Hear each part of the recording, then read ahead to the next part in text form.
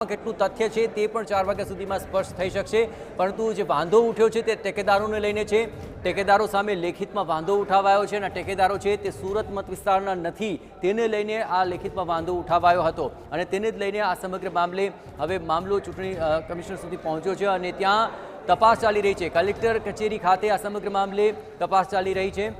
ગોપાલ ઇટાલિયા આ સમગ્ર મામલે કહી રહ્યા છે હજુ કોઈ નિર્ણય ફાઇનલ નથી થયો, તપાસ ચાલી રહી છે। 4 વાગ્યા સુધીમાં તમામ બાબતો સ્પષ્ટ થશે, પરંતુ હાલ તો આ સમગ્ર મામલાને લઈને સુરતની રાજનીતિમાં ચોક્કસપણે ગરમાવો આવી ગયો છે।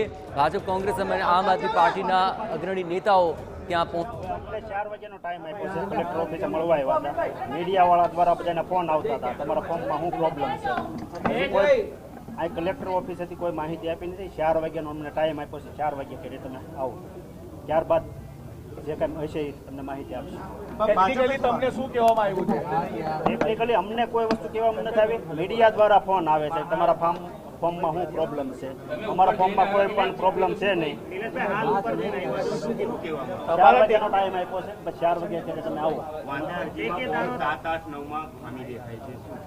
હજી અમને જાણ કરવામાં નથી આવી શું ખામી છે। અમારા ફોર્મમાં કોઈ પણ પરની ખામી છે નહીં। ઠેકેદારોની વાત ચાલી રહી છે, ઠેકેદારોમાં પણ અમારી અરે સુરેશભાઈ બધા છે। ચાલો શું કરવાનું છે? ચાલો હવે 4 વાગે દેખાય છે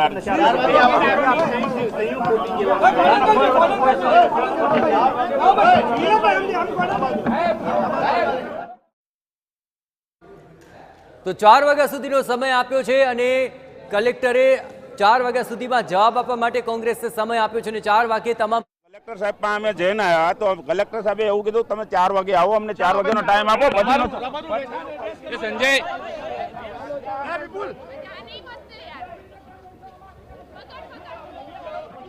મીડિયા પ્રયત્ન કરી રહ્યું છે, પરંતુ એક વાત સ્પષ્ટ છે કે 4 વાગ્યા સુધી કલેક્ટરે કોંગ્રેસે જવાબ રજૂ કરવા માટે, સ્પષ્ટતા કરવા માટે સમય આપ્યો છે અને ત્યારબાદ પરિસ્થિતિ વધારે સ્પષ્ટ થઈ જશે। મને કાંઈ ખબર નથી, ખાલી અફવાઓ છે। વાંધો મને પૂરી ખબર નથી, ત્યાં સુધી તમને કોઈ બરાબર નથી। મને આખો વાંધો જાણવા દો, બાકી હું તમને હમણાં અડધો કલાકમાં સહી ખોટી છે એવો વાંધો રજૂ કરવામાં આવ્યો છે। આ મુદ્દે શું થઈ શકે? કાનૂની મારે એના માટે ઘણું બધું થઈ શકે, હું એની ક્રોસ એક્ઝામિનેશન બધું જ કરીશ। કેટલા વાગે? આ તો એડવોકેટ માંગુકિયા અને કોંગ્રેસના આગેવાન જેઓ કહી રહ્યા છે કે પહેલાં તો તેઓ અભ્યાસ કરશે કે શું વાંધો ઉઠાવવામાં આવ્યો છે અને ત્યારબાદ તેઓ આગળની કાર્યવાહી કરશે। 4 વાગે તેઓને બોલાવવામાં આવેલા છે અને ત્યારબાદ આગળની કાનૂની કાર્યવાહી થઈ શકે છે। કેમેરામેન સંજય ટંડેલ સાથે યુનુસ ગાઝી, TV9 સુરત।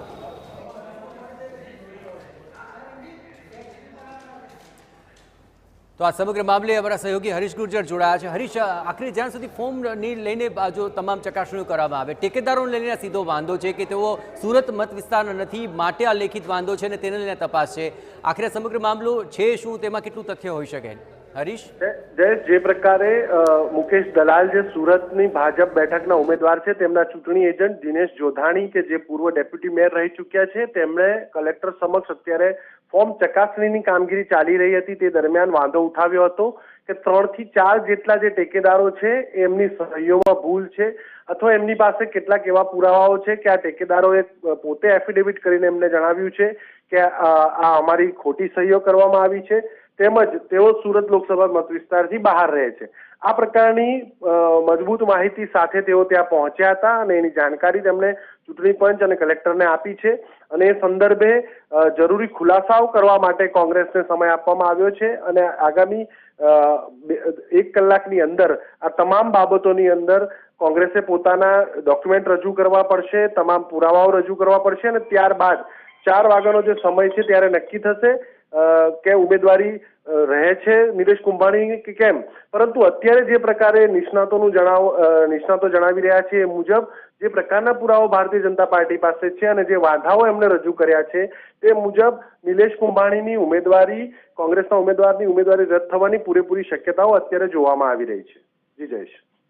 આજે ઘણા બધા એવા ઉમેદવારો છે કે જેના સામે આવ્યા અરજી અને વાંધાઓ ઉઠાવવામાં આવ્યા છે, પરંતુ સુરતની ઘટના ચોક્કસપણે આ વખતની રાજનીતિની સૌથી મોટી ઘટના કહી શકાશે।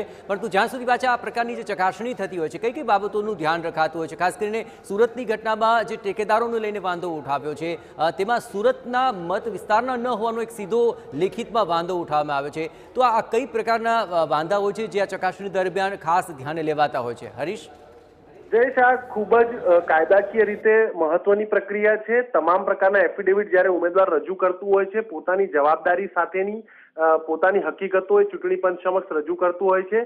પોતાની મિલકતથી લઈને પોતાના પર થયેલા ગુના, ચાલી રહેલા કેસ, કોર્ટની અંદરના વાંધાઓ, આ તમામ પ્રકારની માહિતીઓ એમણે ચૂંટણી પંચ સમક્ષ આપવાની હોય છે. અને આમાંથી કોઈ પણ પ્રકારની માહિતી જો ખોટી પુરવાર થાય તો તેની સામેવાળી પાર્ટી અને ચૂંટણી પંચ બંને વાંધો ઉઠાવી શકે છે અને તો તમારી ઉમેદવારી રદ થઈ શકે છે. આ ઉપરાંત ચૂંટણી લડતા મુખ્ય પક્ષના ઉમેદવારે પોતાનું મેન્ડેટ પણ રજૂ કરેલું હોવું જોઈએ, મેન્ડેટ જોડેલું હોવું જોઈએ. જો પાર્ટી તરફથી એમને ઉમેદવાર જાહેર ન કરવામાં આવ્યા હોય તો પણ તેઓ ઉમેદવારી નથી કરી શકતા. આમ ઘણા બધા મુદ્દાઓ એવા હોય છે કે જેના આધારે ઉમેદવારી રદ થઈ શકે અને તેથી જ ઉમેદવારો એકથી વધુ ફોર્મ ભરતા હોય છે, જેથી કરીને કોઈ પણ પ્રકારની નાની ભૂલ પણ તેમની ઉમેદવારીને આડે ન આવે.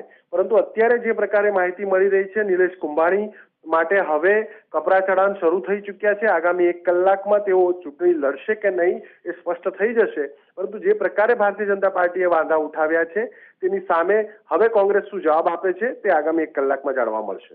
જયેશ, બાબતોને લઈને તમે નજર રાખતા રહેજો. આપની સાથે ફરી જોડાઈશું, પણ હાલ